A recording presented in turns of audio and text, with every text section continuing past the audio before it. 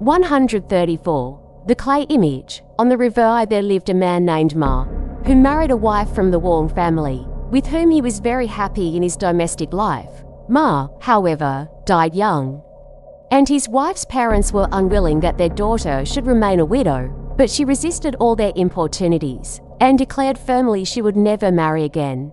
"It is a noble resolve of yours, I allow," argued her mother, "but you are still a mere girl, and you have no children.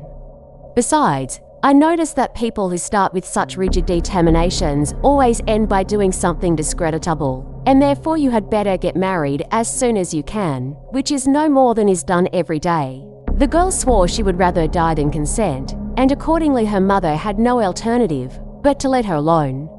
She then ordered a clay image to be made, exactly resembling her late husband, and whenever she took her own meals, she would set meat and wine before it, precisely as if her husband had been there.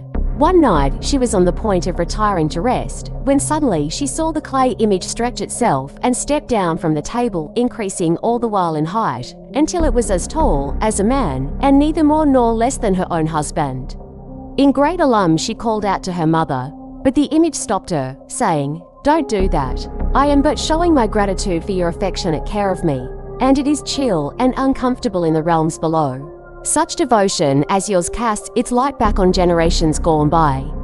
And now I, who was cut off in my prime because my father did evil, and was condemned to be without an heir, have been permitted, in consequence of your virtuous conduct, to visit you once again, that our ancestral line may yet remain unbroken."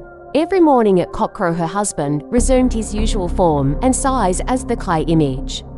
And after a time, he told her that their hour of separation had come up, on which husband and wife bade each other an eternal farewell.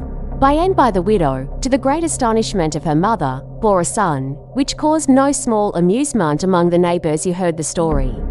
And, as the girl herself had no proof of what she stated to be the case, a certain beadle of the place, who had an old grudge against her husband, went off and informed the magistrate of what had occurred.